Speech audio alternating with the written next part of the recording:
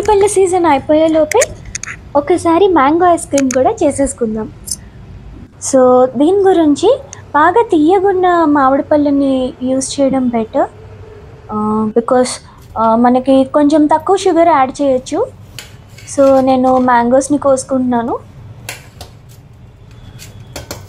మీరు జనరల్గా మీరు వాడిన మామిడి పళ్ళలోని తీపి తక్కువ ఉంటే మీరు కొంచెం మిల్క్ మేడ్ ఎక్కువ వేసుకోండి, అదే మనం యూజ్ చేసే కండెన్స్డ్ మిల్క్ ఎక్కువ వేసుకోండి.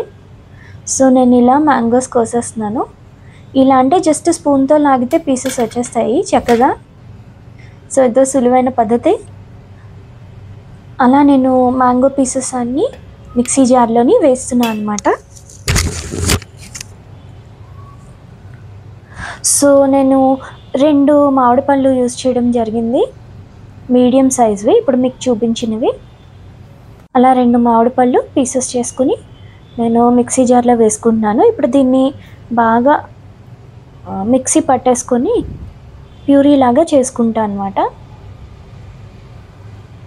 ఆ పల్ప్ని ఐస్ క్రీమ్ తయారు చేయడానికి యూజ్ చేస్తామన్నమాట. సో అంతే, ఈ జార్లోని అలాగే పీసెస్ వేసేసుకొని మిక్సీ పట్టేస్తాం. ఇప్పుడు ఫ్రెష్ క్రీమ్ తీసుకుంటున్నాను.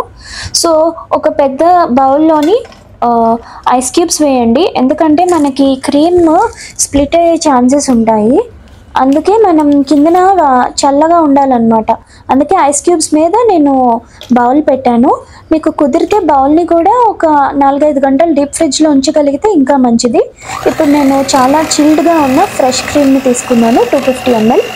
ఇది బాగా విప్ చేయాలన్నమాట, లైట్గా. ఇంకా డబల్ క్వాంటిటీ అయిపోవాలి, ఒక 5 నుంచి 7 నిమిషాలు పట్టచ్చు.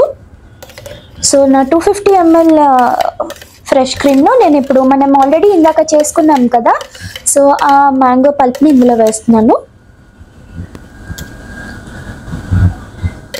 సో దాంతోపాటు కండెన్స్డ్ మిల్క్ వేస్తాము, ఒక 200 grams. నేను ఇంకా షుగర్ అది వేయట్లేదు, ఎందుకంటే కండెన్స్డ్ మిల్క్లో షుగర్ ఉంటుంది, ఇంకా మన మ్యాంగోస్ కూడా స్వీట్గా ఉంటాయి కదా, సో అది సరిపోతుంది.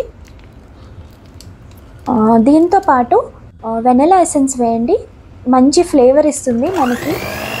మీరు ఏ ఐస్ క్రీమ్ చేసుకున్నా కొంచెం వెనిలా ఫ్లేవర్ వేసుకొని చేస్తే మీకు చాలా మంచి ఫ్లేవర్ వస్తుంది ఐస్ క్రీమ్కి అయినా కేక్కి అయినా. సో ఏ ఫ్లేవర్ అయినా దాంతోపాటు వెనిలా ఎసెన్స్ కూడా వేసుకోండి.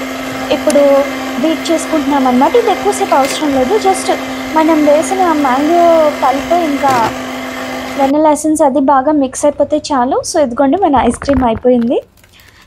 ఒక టప్పర్ వేర్లో తీసుకొని నేను ఒక పేపర్ ఇలా పెడుతున్నాను, బటర్ పేపర్, ఎందుకంటే డైరెక్ట్గా మూత పెడితే ఐస్ క్రిస్టల్స్ ఫామ్ అయ్యే ఛాన్సెస్ ఉన్నాయి. అందుకే నేను ఈ బటర్ పేపర్ మధ్యలో పెట్టి నేను ఫ్రిడ్జ్లో పెడతాను అనమాట. ఇది రాత్రంతా ఉంచేస్తే బెటర్, కానీ మార్నింగ్ పెట్టారంటే మినిమం ఒక 8 to 10 hours డీప్ ఫ్రిడ్జ్లో ఉంచితే అదిగోండి మన ఐస్ క్రీమ్ అయిపోయింది. మనం ఇలానే తినేయచ్చు, చాలా టేస్టీగా ఉంటుంది మ్యాంగో ఐస్ క్రీమ్. లేదు ఇంకా కొంచెం దీనికి ఏమైనా స్ప్రింకిల్స్ వేసుకొని ఇంకా అందంగా తయారు చేద్దామంటే మీరు రకరకాల కలర్ఫుల్ స్ప్రింకిల్స్ కూడా వేసుకోవచ్చు. అసలు ఇలా తింటేనే ఇంకా అసలు చాలా బాగుంది, మామూలు ఐస్ క్రీమే. ఏదైనా ఇంట్లో చేసుకుంటాం, ఇంకా మనకి తెలుసు ఏ ఇంగ్రీడియంట్స్ వెళ్తున్నాయో, సో హ్యాపీగా మనం చేసుకోవచ్చు. తప్పకుండా ట్రై చేయండి. బాయ్.